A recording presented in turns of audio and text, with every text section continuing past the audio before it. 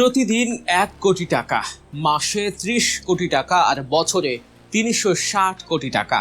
না, এটা কোনো বহুজাতিক কোম্পানির লাভের হিসাব নয়, এটা রাজধানীর বুকে প্রকাশ্যে ঘটে চলা এক নীরব ডাকাতির হিসাব। দিনের আলো থেকে রাতের আধার 24 ঘন্টায় চলছে এই হরিলুট। ঢাকার প্রাণকেন্দ্র কারওয়ান বাজার, যেখানে প্রতিদিন কোটি কোটি টাকার বৈধ কেনাবেচা হয়, ঠিক সেখানেই পর্দার আড়ালে চলে আরেক হিসাব, চাঁদার হিসাব। আপনি বাজারে গিয়ে যে সবজি, মাছ বা মুরগিটা কিনছেন, তার দাম কেন এত চড়া জানেন? কারণ আপনার পকেট থেকেই পরোক্ষভাবে মেটানো হচ্ছে এই 1 কোটি টাকার দৈনিক চাঁদা। কারা নিচ্ছে এই টাকা? কিভাবে কাজ করছে এই সিন্ডিকেট? হিসাবটা শুনলে আপনার চোখ কপালে উঠবে। তাই পুরো ভিডিও জুড়ে সাথে থাকুন। সিটি কর্পোরেশনের খাতায় কারওয়ান বাজারের আয়তন 24 বিঘা। এখানে মাছ, সবজি, ফলমূল আর মুরগির জন্য আলাদা 4টি মার্কেট আছে। দোকান আছে 2500-এর বেশি, কিন্তু বাস্তবে বাজারটি শুধু এই 24 বিঘায় আটকে নেই। আশেপাশের প্রধান সড়ক, ফুটপাত সব গিলে খেয়েছে এই বাজার। আর এই অবৈধ দখলের উপরই গড়ে উঠেছে এক ভয়ঙ্কর চাঁদাবাজির নেটওয়ার্ক। এখানে চাঁদা তোলার জন্য রীতিমতো একটা কর্পোরেট কাঠামো দাঁড় করানো হয়েছে।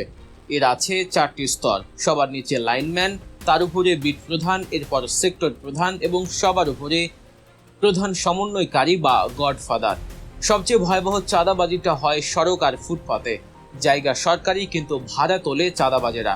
এখানে 24 ঘন্টাকে 3টি শিফটে ভাগ করে দোকান বসানো হয়। রাত 10টা থেকে সকাল 7টা পর্যন্ত বসে পাইকারি সবজির দোকান। মাত্র 10 ফুট বাই 10 ফুট একটা জায়গার জন্য একজন ব্যবসায়ীকে এককালীন অ্যাডভান্স দিতে হয় 3 লাখ টাকা, আর মাসিক ভাড়া গুনতে হয় 45,000 টাকা পর্যন্ত। ভাবতে পারেন, রাস্তার উপর বসার জন্য এই ভাড়া। এরপর সকাল 7টা থেকে সন্ধ্যা 6টা পর্যন্ত বসে খুচরা সবজির দোকান। এদের প্রতিটি দোকান থেকে দৈনিক চাঁদা ওঠে 500 থেকে 800 টাকা। আর বিকাল 3টা থেকে রাত 10টা পর্যন্ত বসে ফল, জুতা বা কাপড়ের দোকান। এই ভাসমান দোকানিদের কাছ থেকে দৈনিক সর্বনিম্ন 1000 টাকা করে আদায় করা হয়। সব মিলিয়ে শুধু এই সড়ক আর ফুটপাত থেকেই প্রতিদিন চাঁদা ওঠে প্রায় 30 লাখ টাকা। দর্শক, কারওয়ান বাজারের চাঁদাবাজির আরও অবাক করা তথ্য জানাবো, তবে তার আগে আপনি যদি আমাদের চ্যানেলে নতুন হয়ে থাকেন, তবে নিয়মিত এমন বিশ্লেষণ ধর্মী ও সত্য ঘটনা নির্ভর ভিডিও পেতে গল্প নিউজ চ্যানেলটি এখনই সাবস্ক্রাইব করে বেল আইকনটি বাজিয়ে দিন। এবার আসুন কিচেন মার্কেটের ভেতরের খবরে। এখানে হোটেল, রেস্তোরাঁর মালামাল থেকে শুরু করে মাংস, মুরগি, মশলা সব পাওয়া যায়। এই মার্কেটের চাঁদাবাজির ধরনটা একটু ভিন্ন।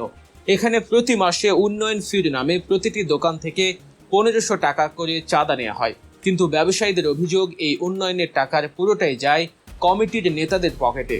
এর বাইরে কেউ নতুন কোনো পণ্য বাজারে আনতে চাইলে তাকে মোটা অঙ্কের টাকা দিতে হয়। ক্ষমতা দেখিয়ে কমিটির লোকজন বাজারের সিঁড়ি আর অলিগলি দখল করে রাখে। শুধু তাই নয়, মাছ ও মুরগির দোকানে পানির সরবরাহের নামে প্রতি মাসে অন্তত 10 লাখ টাকা চাঁদা তোলা হয়।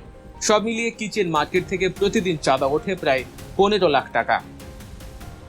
মাছ বাজারের চিত্রটা আরও অদ্ভুত। এখানে মাছ কাটার বটি বসাতে হলেও চাঁদা দিতে হয়। মাছের বাজারে প্রতিদিন চাঁদা ওঠে 5 থেকে 7 লাখ টাকা।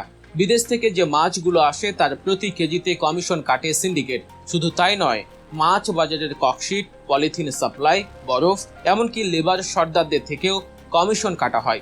মাছ বাজার থেকে প্রতিদিন চাঁদাবাজদের পকেটে ঢোকে অন্তত 20 লাখ টাকা। চাঁদাবাজির আরেক বড় খাত হলো পরিবহন।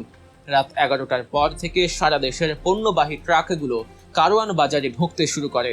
বাজারের 3টি পয়েন্ট দিয়ে সব ট্রাক ঢোকে, আর ট্রাকে মাল আনলোড করার শুরুতে সাইজ বুঝে প্রতিটি ট্রাক থেকে 300 টাকা বা তারও বেশি চাঁদা নেওয়া হয়।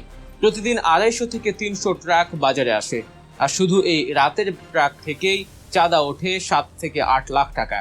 এর বাইরে দিনে রাতে বাজার থেকে পণ্য নিয়ে বের হওয়া পিকআপ, ভ্যান, এমনকি 3 চাকার ভ্যান গাড়ি থেকেও চাঁদা নেওয়া হয়। আশেপাশে রাস্তায় পার্ক করে রাখা মাইক্রোবাস, সিএনজি থেকে ওঠে মাসুল।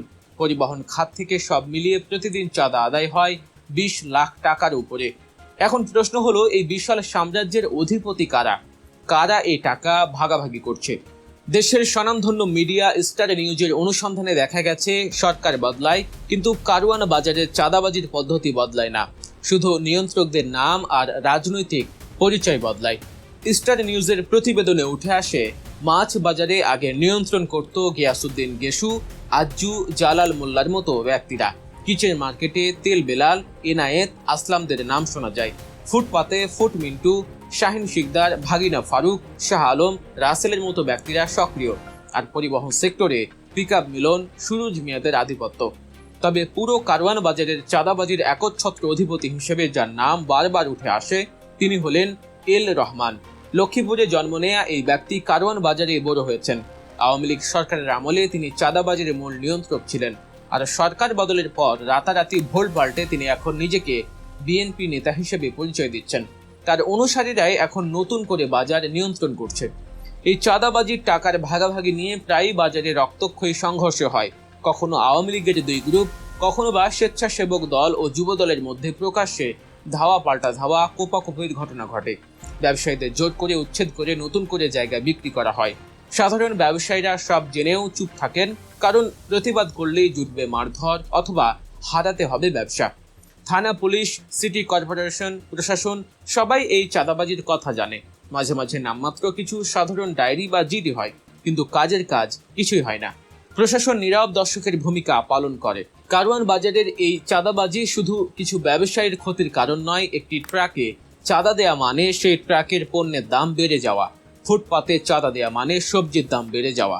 আর এই পুরো 1 কোটি টাকার দৈনিক চাঁদার বোঝা দিন শেষে চাপে আপনার আমার মতো সাধারণ ক্রেতার কাঁধে। বছরের পর বছর ধরে চলে আসা এই অবৈধ দখল আর চাঁদাবাজির রাজত্ব কবে শেষ হবে?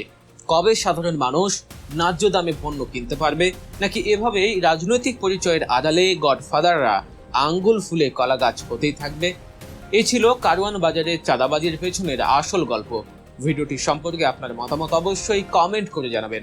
আর এমন সব সাহসী ও বিশ্লেষণধর্মী খবর নিয়মিত পেতে গল্প নিউজ চ্যানেলটি অবশ্যই সাবস্ক্রাইব করতে ভুলবেন না।